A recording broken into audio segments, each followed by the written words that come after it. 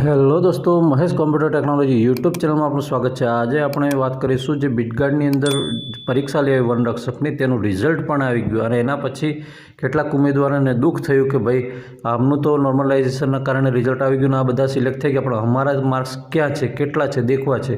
તો એ તમે જોવા માટે તમે શું કરી શકો છો, જે ઓફિશિયલ વેબસાઇટ છે GSSBB એટલે કે ગૌણ સેવા પસંદગી મંડળની છે, તે વેબસાઇટ પર જઈને તમારે શું કરવાનું રહેશે, એની પરથી તમારે જે નોટિફિકેશન જે મેસેજ છે એ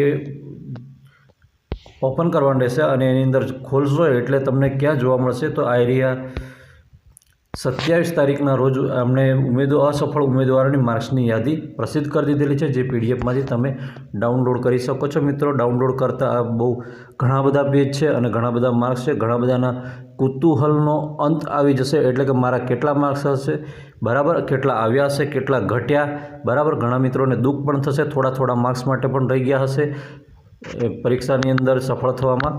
ઓકે, હવે આ જે અસફળ થયેલા વિદ્યાર્થીઓ છે, પણ જે વિદ્યાર્થીઓ સફળ થયેલા છે અને જેમના માટે હજુ પણ એક સ્ટેપ બાકી છે જેનું નામ છે વોકિંગ ટેસ્ટ। આ વોકિંગ ટેસ્ટ ક્યાં છે, ક્યારે છે, કઈ તારીખે છે, એની આપણે આ વિડીયોની અંદર વાત કરીશું। આપણે પહોંચી જઈએ સીધા ત્યાં। હવે જે વનરક્ષકની પરીક્ષાની અંદર વોકિંગ ટેસ્ટ રાખવામાં આવેલો છે તેનો સ્થળ, સમય અને તારીખની વિગતો અહીંયા જણાવી દેવામાં આવી છે। 3જી તારીખના રોજ સવારે 3 વાગ્યાથી એટલે કે 3:30 વાગ્યાથી પસંદગી એની અંદર કરવામાં આવેલી છે। 1 થી 300 વિદ્યાર્થીઓ છે, એમના માટે ટેસ્ટ રાખવામાં આવેલું છે। પસંદગી યાદીનો ક્રમાંક છે એ પ્રમાણે, બરાબર।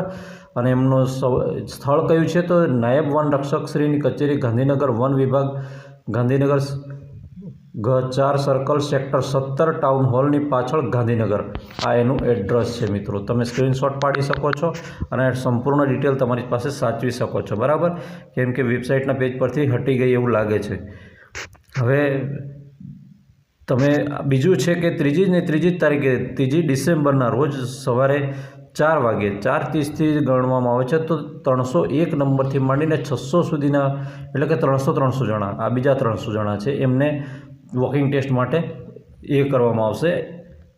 હવે એના પછી છે 3જી તારીખે, બરાબર, વહેલા સવારે 5:30 વાગે 5:30ના રોજ પસંદગી યાદીના 601થી માંડીને 812 સુધીના છે એટલા ઉમેદવારોને વોકિંગ ટેસ્ટ માટે હાજર રાખવા પણ આવશે અને એમને ચાન્સ આપવામાં આવશે। કેટલાક મિત્રો રહી જશે તો પછી કશું ચાલે નહીં। પ્રતીક્ષા યાદી નંબર છે એટલે કે વેઇટિંગ લિસ્ટ છે, એમાં વેઇટિંગ લિસ્ટ પણ જાહેર કરી દેવામાં આવી છે। 1 થી 130 સુધીના ઉમેદવારો વેઇટિંગ લિસ્ટની અંદર સમાવેશ થાય છે, તેમણે પણ આ 5:30 વાગે વોકિંગ ટેસ્ટ માટે હાજર રહેવાનું થશે। મિત્રો, વિડીયો ગમે તો વિડીયોને લાઇક કરજો, ચેનલને સબસ્ક્રાઈબ કરવાનું બિલકુલ નહીં ભૂલતા।